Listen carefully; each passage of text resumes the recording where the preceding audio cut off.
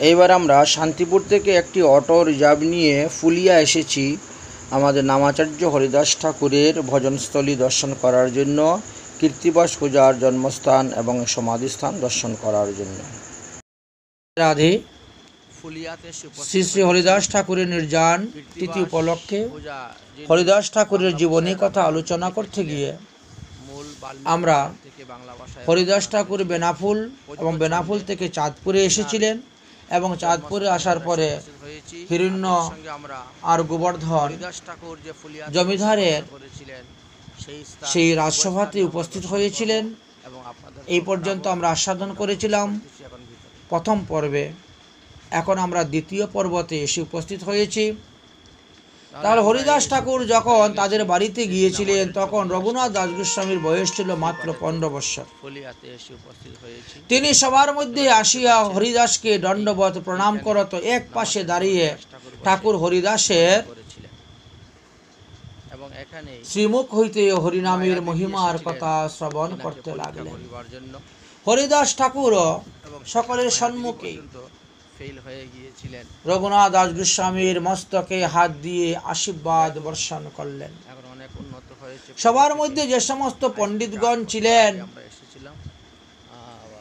তাদের মধ্যে সকলেই বলছেন যে আমরা একটু হরিনামের মহিমার কথা শ্রবণ করব, আপনার শ্রীমুখ হইতে আপনি কীর্তন করুন।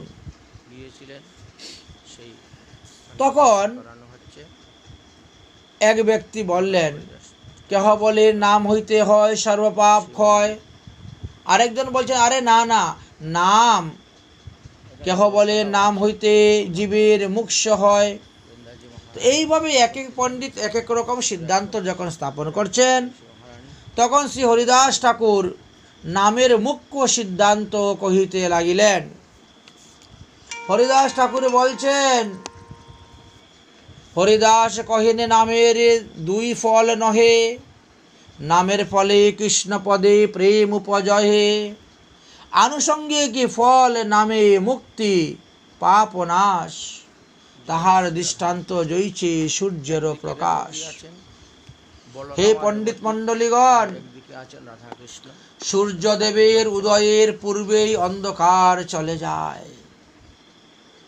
ধরা পরিবার ভয়ে চুর ডাকাতেরাও নিজ গৃহে বাড়িতে পালিয়ে যায়, আত্মগোপন করে থাকে এবং ভূত প্রেতাদি অপদেবতাগণ মানুষকে ভয় দেখাবার জন্য আত্মপ্রকাশ আর করতে পারে না।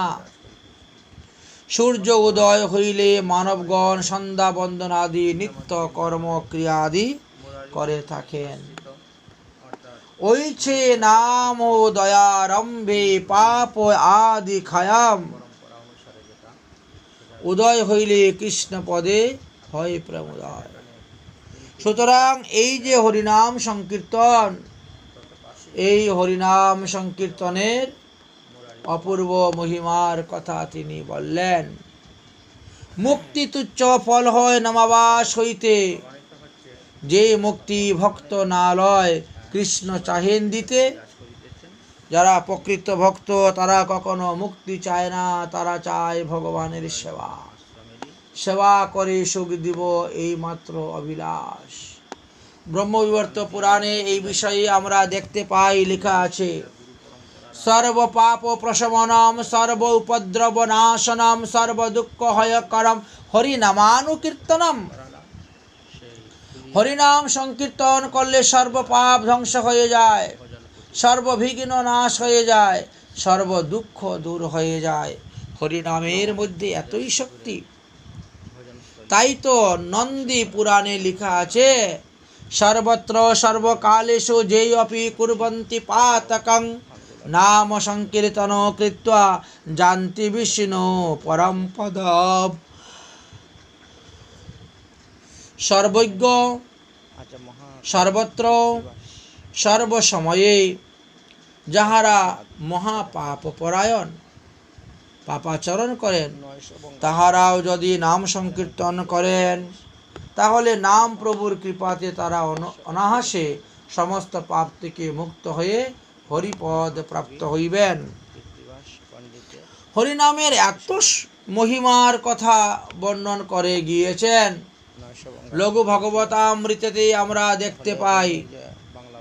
নামের মহিমার কথা বলতে গিয়ে বললেন, বর্তমানো ইয়ৎ পাপং যৎ ভূতং ইয়ৎ ভবিষ্যন্তি তৎ সর্বং নির্দিষ্ট তহং পশু গোবিন্দায় অনল কীর্তনাম। বর্তমানে যে পাপ করেছেন,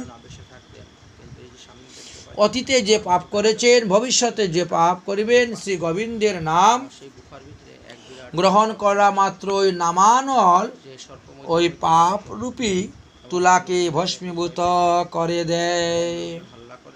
স্কন্দ পুরাণে এই নামের মহিমা বর্ণন করে গিয়েছেন। গোবিন্দেয়তি যথা প্রত্যং বা ভক্তি বির্জয়তে দহতে সর্ব পাপানি যুগান্তরম গিরিবৎসকুলাম। প্রলয়ানল যেমন সমস্ত বিশ্বকে দগ্ধ করিয়া ফেলে, তদ্রূপ ভক্তিতেই হোক আর অভক্তিতে হোক, গোবিন্দ নাম উচ্চারণ করিলে সর্বপাপ ভস্মীভূত হয়ে যায়। স্কন্দ পুরাণের আরো একটি স্থানে এই হরিনামের মহিমার কথা বর্ণন করতে গিয়ে বললেন,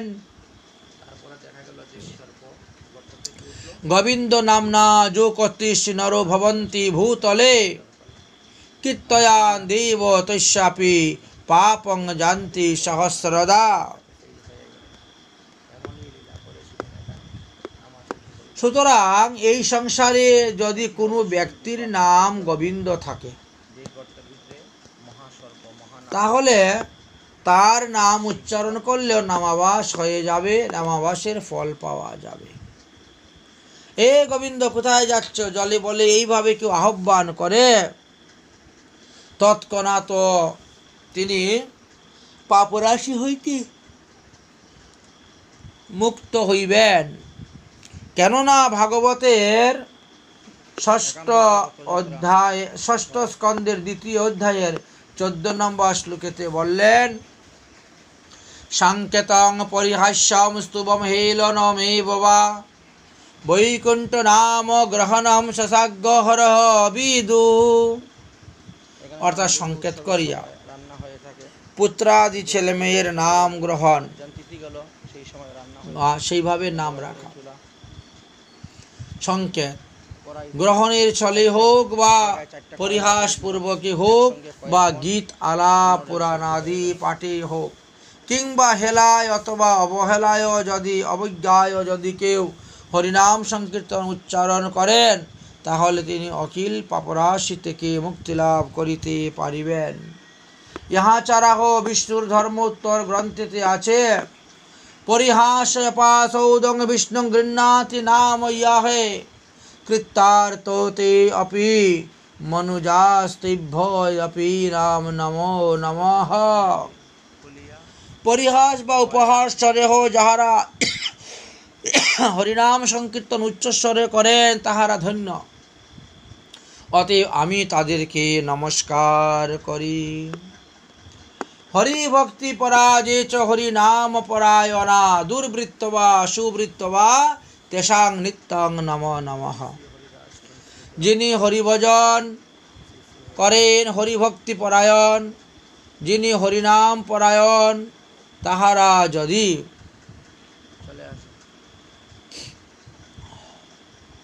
এই হরিনাম সংকীর্তন করেন, তাহলে অনায়াসে সমস্ত পাপ থেকে মুক্তি লাভ করতে পারবেন।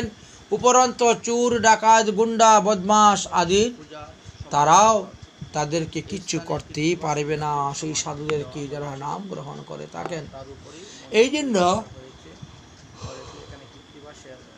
লঘু ভাগবতে লেখা আছে, গগটি দানং গ্রহণে খগস্য প্রয়াগ গঙ্গুদক কল্পবাস যজ্ঞাযোকিতং মেরুস্বর নদানাম গকুটি গোবিন্দ কীর্তয়েতে সমং শতাং সমেহে।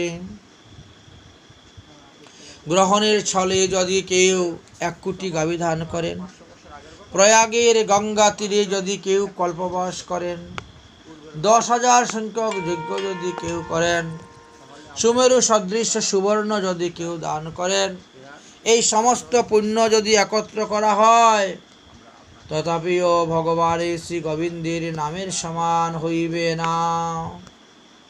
এই যে স্মৃতিফলকটা দেখতে পাচ্ছেন, এইখানে ভগবান আমাদেরকে হরিনাম দিয়ে গেছেন। আবির্ভাব হয়েছিল কলিযুগ পাবন অবতার গৌরাঙ্গ মহাপ্রভু যে মন্ত্র দিয়ে গেছেন, সেই মন্ত্র তো আমরা অনন্ত সংহিতার মধ্যে দেখতে পাই, ঋগ্বেদের মধ্যে দেখতে পাই,